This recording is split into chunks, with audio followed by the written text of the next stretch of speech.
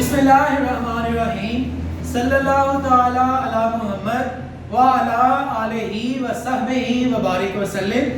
Students, BCom part 1 के जो accounting के स्टूडेंट्स हैं उनके लिए एक जो है वो पूरी सीरीज ऑफ लेक्चर्स जो है वो मैं लेके आ रहा हूँ। तो आपके पास जो है वो एक बड़ा अच्छा चांस है कि आप आफ्ताब अतारी ऑफिशियल के साथ जुड़े रहें।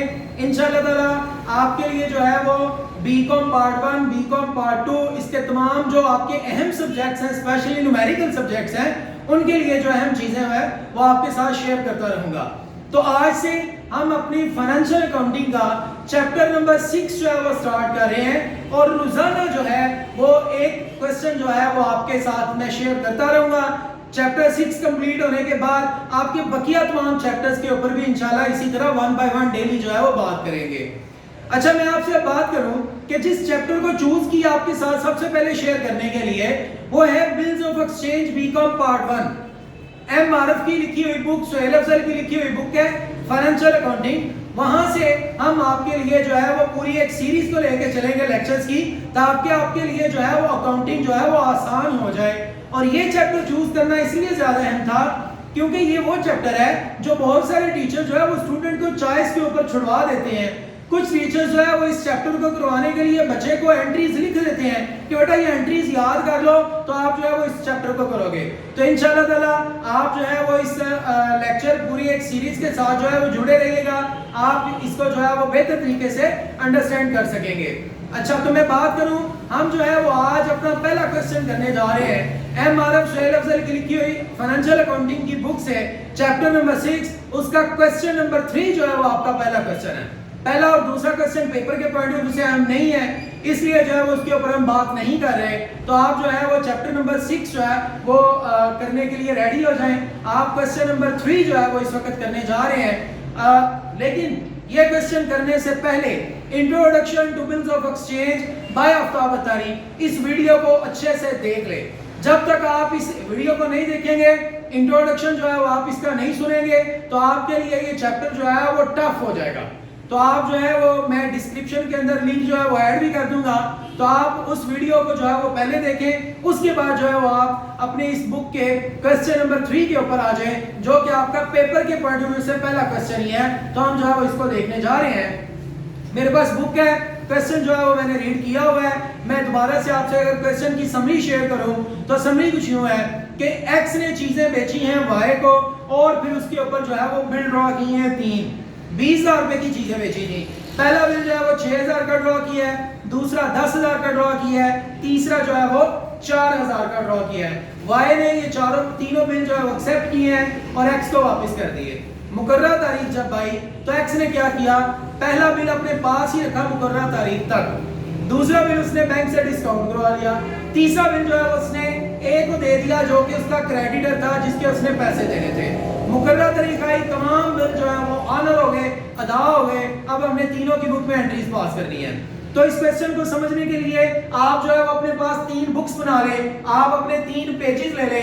एक पेज के ऊपर लिखें बुक ऑफ एक्स, दूसरे पेज के ऊपर स्टूडेंट्स आप लिखें बुक ऑफ वाई, दूसरा पेज है आपका बुक ऑफ वाई का, और जो तीसरा पेज है वो आप लें, उसके ऊपर आप लिखें बुक ऑफ ए। ये 3 बुक्स जो है वो आपने बनानी है। जर्नल एंट्री जो है वो हमें असल में अच्छे से समझनी है, तो आप जो है वो जर्नल एंट्री तब भी समझ सकेंगे जब आपको जर्नल आता होगा और आपको जो है वो बिल्स ऑफ एक्सचेंज का इंट्रोडक्शन अच्छे से आता होगा। तो मूव करते हैं अपने क्वेश्चन की तरफ। कोशिश करूंगा कि मैक्सिमम जो है वो आपको दे सकूं ताकि आप जो है वो इस डिस्टेंस लर्निंग के अंदर भी अच्छे से सीख सके। तो स्टूडेंट्स, अभी बात करते हैं हुआ क्या।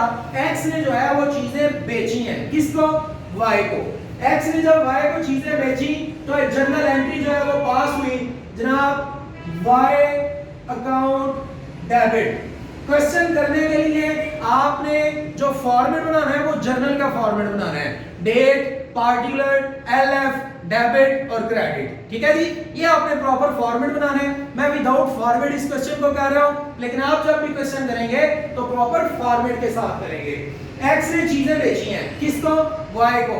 हम खुद को एक्स समझ लेंगे। हम जिसकी बुक में एंट्री पास करेंगे हम खुद को वही समझेंगे। हम अगर एक्स की बुक में एंट्री पास कर रहे हैं तो हम एक्स हैं, वाई की बुक में एंट्री पास कर रहे हैं हम वाई हैं। ठीक है जी, फिलहाल हम क्योंकि एक्स की बुक में एंट्री पास कर रहे हैं तो जनरल एंट्री पास होगी वाई अकाउंट डेबिट और सेल्स अकाउंट क्रेडिट।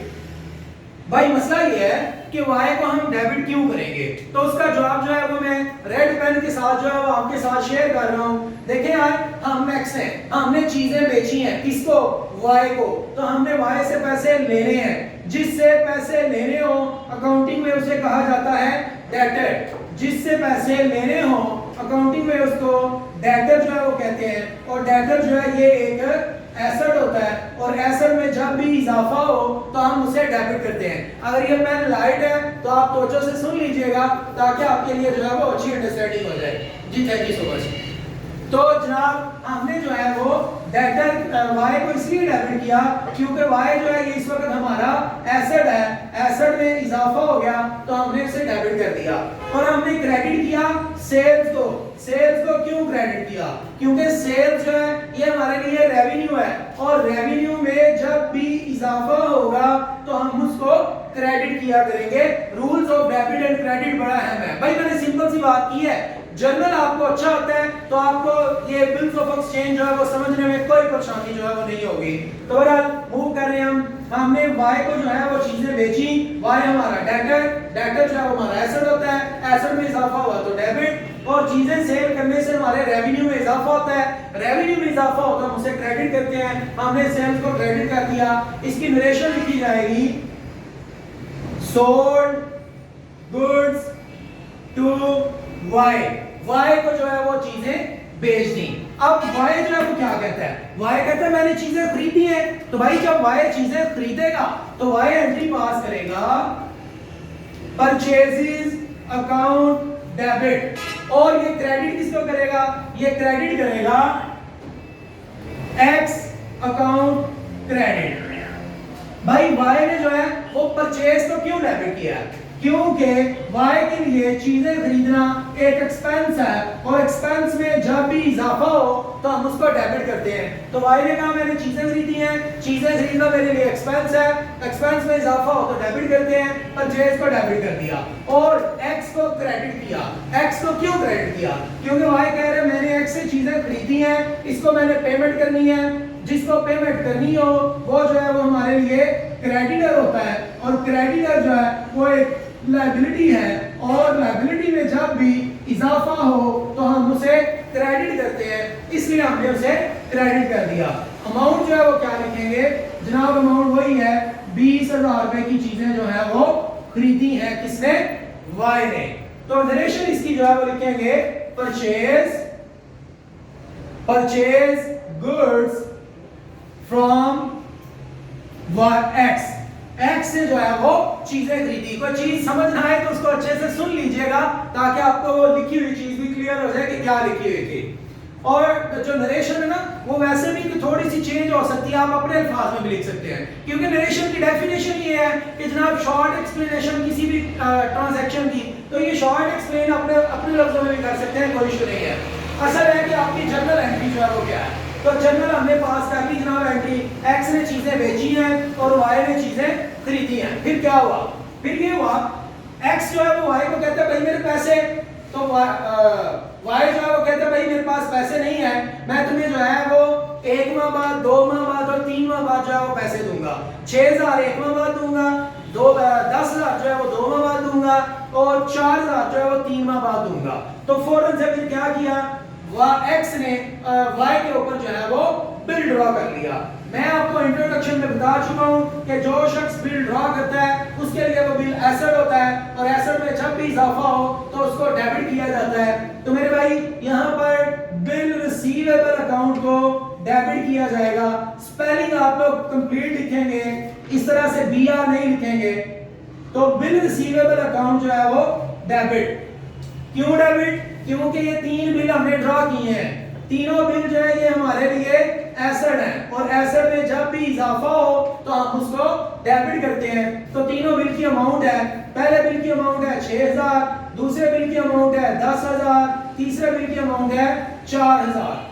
तीन बिल ड्रॉ किए, तीनों बिल हमारे एसेट है, एसेट में इजाफा हो गया तो डेबिट। हमने किस पर ड्रॉ किए? वाई पर। पहले हमने वाई से पैसे लेने थे, वाई हमारा डेटर था, वो हमारा एसेट था। अब उसने बिल एक्सेप्ट कर लिए हैं, अब बिल हमारे एसेट है, वाई हमारा एसेट नहीं रहा और वाई पहले एसेट था, अब एसेट नहीं रहा। तो एसेट में जब भी कमी हो तो हम उसको क्रेडिट करते हैं। ये मेरे भैया हमारे पास जो है वो एसेट में इस वक्त कमी हो चुकी है, इसलिए हम इसको क्रेडिट कर रहे हैं। ये इसकी लॉजिक है पीछे आपके। और इसकी आपने नरेशन लिखनी है, acceptance received from Y. Y से आपने जो है वो एक्सेप्टेंस जो है वो रिसीव की है। ये जनाब आपके पास दो जर्नल एंट्रीज हो गई। अब आप आए वाई की बुक में। वाई ने कहा कि मैंने जो है वो बिल की पेमेंट, और सॉरी वाई ये कह रहा है कि मैंने एक्स के पैसे देने, एक्स मेरे लिए लायबिलिटी है। तो वाई ने पैसे देने के लिए क्या किया? तीन बिल एक्सेप्ट कर लिए। तो जो बंदा बिल एक्सेप्ट करता है उसके लिए वो बिल जो है वो लायबिलिटी होते हैं और लायबिलिटी में इजाफा होकर हम उसे क्रेडिट करते हैं। आप जरा गौर कीजिएगा एंट्री क्या पास होगी। वाई बोलेगा एक्स अकाउंट डेबिट। हमने वाई से पूछा भाई तुमने एक्स को क्यों डेबिट किया? तो वाई कहता है क्योंकि मैंने एक्स के पैसे देने थे, वो मेरे लिए लायबिलिटी था, लायबिलिटी में इजाफा हुआ था तो मैंने उसे क्रेडिट किया था। तो अब उसको मैं पैसे देने की बजाय बिल दे रहा हूँ। तो वाई जो एक्स में जो लायबिलिटी था, लायबिलिटी में इस वक्त कमी हो चुकी है और लायबिलिटी में जब कमी होगी तो मैं उसको डेबिट करूंगा। इसलिए जो है वो वाई ने एक्स को डेबिट कर लिया। कितने से? 20000 रुपए से।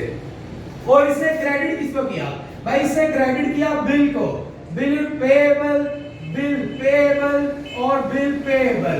तो ये जनाब आपने तीन बिल जो है वो एक्सेप्ट किए हैं।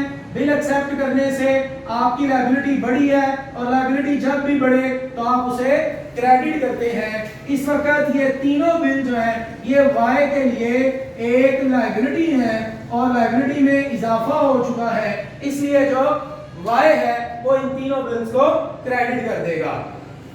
तो जनाब हम जो है वो इसकी अमाउंट भी लिख लेते हैं कि पहला बिल जो है वो 6000 का है, दूसरा बिल जो है वो 10000 का है और तीसरा बिल जो है वो 4000 का है। ये जो ब्रैकेट में आपके लिए लिख रहा हूँ रेड पेन से, या आपकी सहूलत के लिए लिख रहा हूँ ताकि आप अच्छे से अंडरस्टैंड कर सकें कि कौन सी चीज क्यों डेबिट हो रही है और क्यों क्रेडिट हो रही है। तीन बिल एक्सेप्ट किए हैं, इसमें तीनों बिल की नरेशन लिखनी है। नरेशन क्या होगी? ये होगी जनाब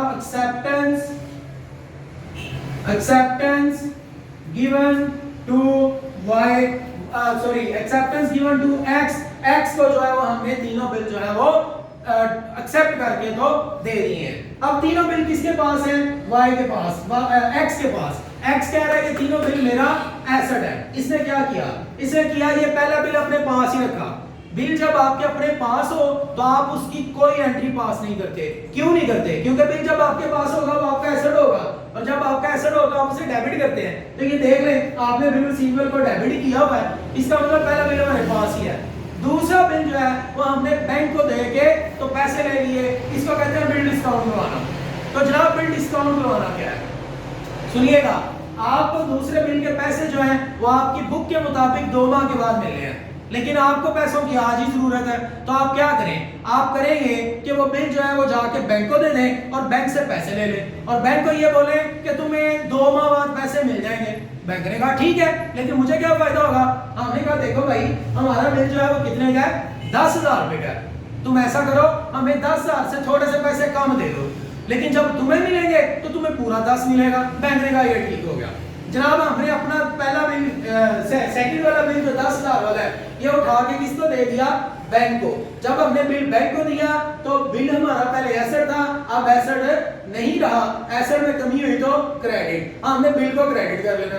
बदले में बैंक ने हमें कैश दे दिया, कैश हमारा एसेट, एसेट में इजाफा डेबिट। और कुछ पैसे बैंक ने आपको नहीं देने क्योंकि बैंक आपको आज ही पैसे दे रहा है और बैंक को मिल रहे हैं 2 माह बाद। तो बैंक इस चीज का फायदा उठाने के लिए क्या कर रहा है कि आपसे जनाब अली पैसे जो है वो कुछ कुछ कम आपको दे रहा है, तो आप उसको वो पैसे छोड़ रहे हैं, इसे कहते हैं हम डिस्काउंट दे रहे हैं। तो जब आप डिस्काउंट देंगे, डिस्काउंट आपका एक्सपेंस है, एक्सपेंस में इजाफा होगा तो डेबिट। जनरल एंट्री जरा देखिएगा, आपको इंशाल्लाह अच्छे से समझ आ जाएगी।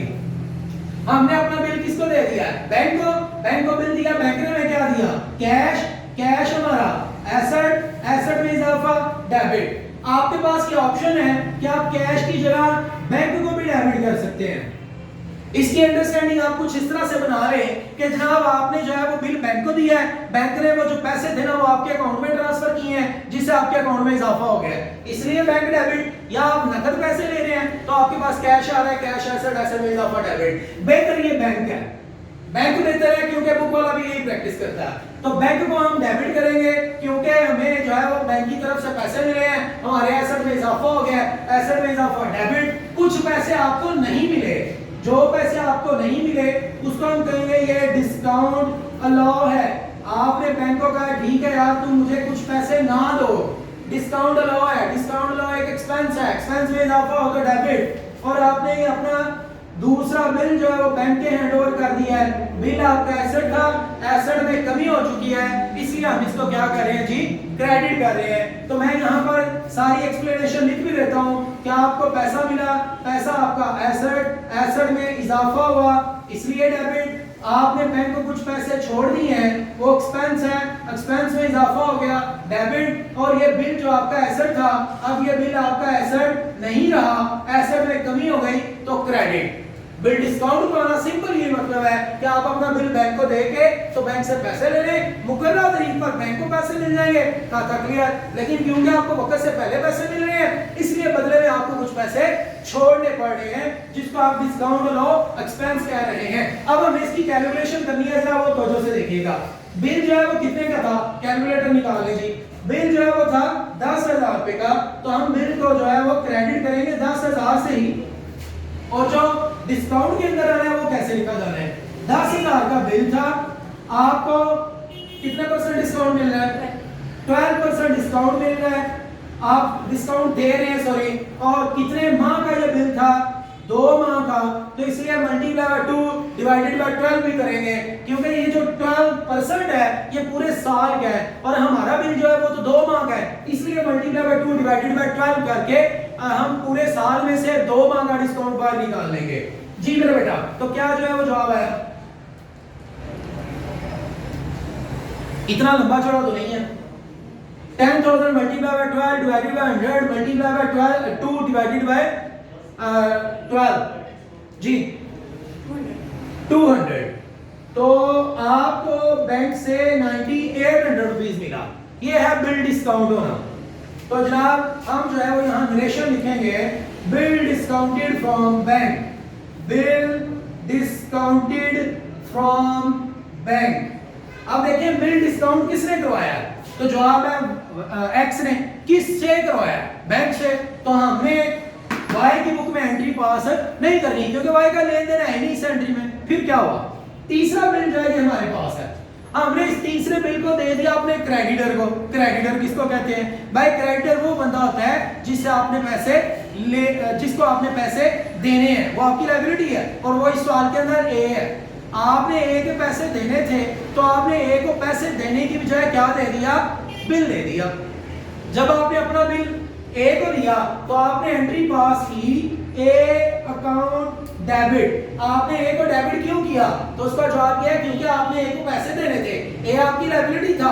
जब आप उसे पैसे देने की बजाय बिल दे चुके हैं तो अब ए आपकी लायबिलिटी नहीं रहा और लायबिलिटी में जब कमी हो तो हम उसको डेबिट करते हैं। और हमने अपना बिल उसको पकड़ा दिया है, बिल हमारा एसेट था लेकिन अब ये हमारा एसेट नहीं रहा, एसेट में कमी हुई तो क्रेडिट। जी मैं इसको थोड़ा मजीद एक्सप्लेन इधर कर रहा हूँ। ए जो है ये पहले हमारे लिए क्रेडिटर था, ये हमारे लिए लायबिलिटी था। तो जब हमने इसको पैसे देने की बजाय बिल दे दिया तो ये हमारे लिए लायबिलिटी नहीं रहा, लायबिलिटी में कमी हो गई और लायबिलिटी में जब कमी हो तो हम उसको डेबिट करते हैं। और ये बिल जो हमारा एसेट था अब ये हमारा एसेट नहीं रहा, एसेट में कमी हुई तो हमने उसे क्रेडिट कर दिया। तो हम तीसरा बिल जो है वो इंडोर्स कर चुके हैं। इंडोर्स करना किसको कहते हैं कि जब हमने किसी के पैसे देने हो तो हम उसको पैसे देने की बजाय क्या दे दें, बिल दे दें, तो उसे हम कहते हैं बिल इंडोर्स करना। तो जनाब हमने बिल जो है वो इंडोर्स कर दिया है। इंडोर्स हमने सब किया तो बिल जो है ये हमारा एसेट था, एसेट में कमी हुई तो क्रेडिट, और ए जो है ये हमारी लायबिलिटी था तो लायबिलिटी में जो है वो कमी हो गई है तो वो डेबिट। इसको हम कहते हैं बिल इंडोर्स कर दिया। रिलेशन भी लिख लें, बिल इंडोर्स टू ए को बिल ट्रांसफर कर दिया, इंडोर्स कर दिया। हुआ क्या, हुआ ये कि मुकर्ररा तारीख आई, मुकर्ररा तारीख आई तो बिल जो है ना वो अदा हो गया। ये अदा करने से पहले जरा ए की बुक भी देख लें। जनाब हुआ ये है एक्स ने बिल इंडोर्स किया है, किसको, ए को, तो ए को बिल मिला है, ए के लिए बिल क्या बन गया, एसेट, एसेट में इजाफा हो गया तो डेबिट। ए डेबिट करेगा बिल रिसीवेबल को, बिल रिसीवेबल एक एसेट, एसेट में इजाफा डेबिट, और क्रेडिट किसको करेगा जनाब, क्रेडिट करेगा एक्स को। क्यों क्रेडिट करेगा, जरा तवज्जो से सुनिएगा जनाब। हम इस वक्त खुद को ए समझ लेते हैं, हम ए हैं। मैंने आपको पहले बोला है जिसकी बुक में एंट्री पास करनी है खुद आप वो ही कंसीडर करें। हम इस वक्त ए की बुक में एंट्री पास कर रहे हैं। ए कह रहा है कि मैंने पैसे लेने हैं, किससे, एक्स से, तो एक्स तो ए का जो है वो एसेट था, लेकिन एक्स ने पैसे देने की बजाय क्या दे दिया, बिल दिया, तो ए को क्या मिला, बिल, बिल जो है उसके लिए क्या बन गया, एसेट, एसेट में इजाफा हो गया तो डेबिट। और एक्स जो है वो पहले एसेट था, एक्स से पैसे लेने थे, लेकिन एक्स क्योंकि अब आपको बिल दे चुका है अब वो आपका एसेट नहीं रहा, आपके एसेट में कमी हुई तो आपने उसे क्रेडिट कर दिया।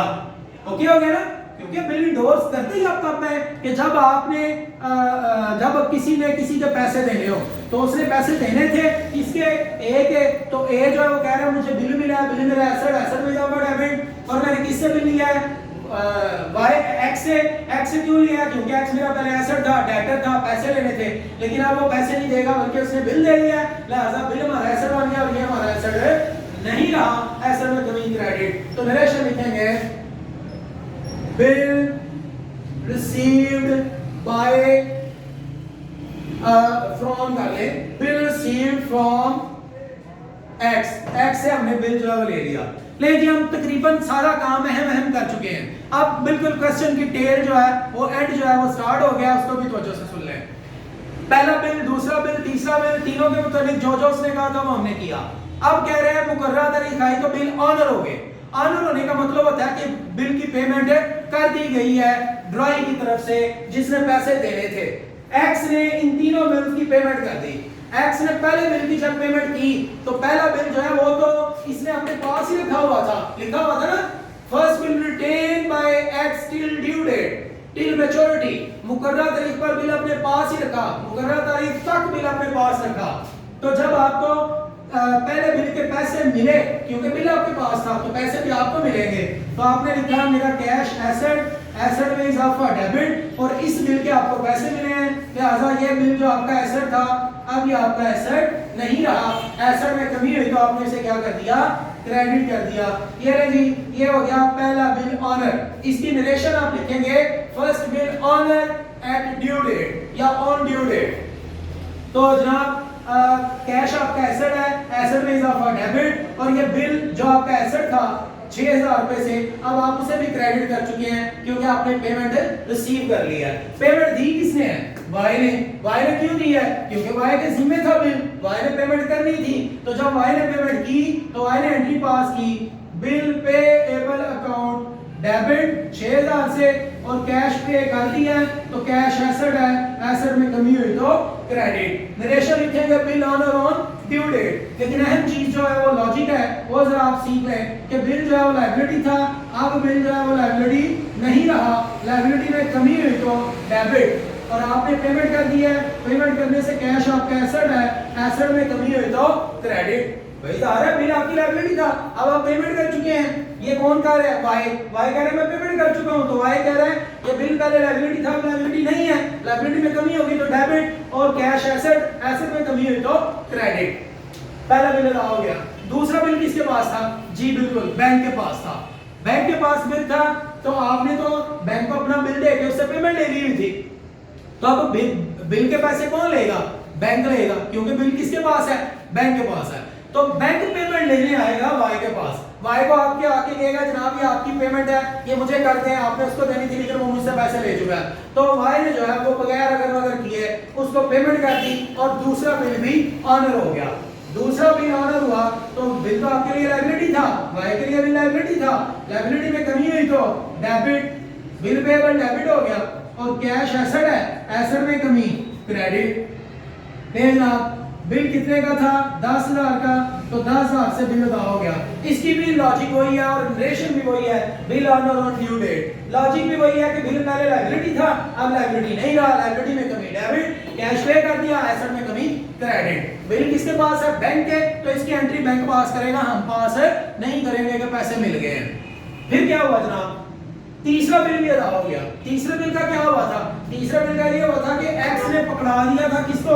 ए को। तो अब तीसरे बिल के पैसे भी किसने लेने हैं? ए ने। तो ए जब पैसे लेने इसके पास आया, इसने पैसे दे दिए। इसने जब पैसे दिए तो बिल पेएबल इसके लिए लायबिलिटी था, लायबिलिटी में कमी हुई तो डेबिट, 4,000 से लायबिलिटी खत्म हो गई और कैश दे दिया, कैश देने से एसेट में कमी हुई तो क्रेडिट। ये जनाब third bill honour on due date, ये इसकी नरेशन है। और पैसे किसको मिले हैं? ए को। तो अब ए बोलेगा मुझे कैश मिला है, कैश मेरा एसेट है, एसेट में इजाफा हुआ तो डेबिट, और मुझे किस चीज के पैसे मिले हैं? बिल के। बिल मेरा एसेट था, अब एसेट नहीं है, एसेट में कमी हुई तो क्रेडिट। तो स्टूडेंट्स याद रखने की ये बात है कि जिसकी एंट्री होगी, जिस बंदे का ताल्लुक होगा वो एंट्री पास करेगा, अदरवाइज कोई और एंट्री पास नहीं करेगा।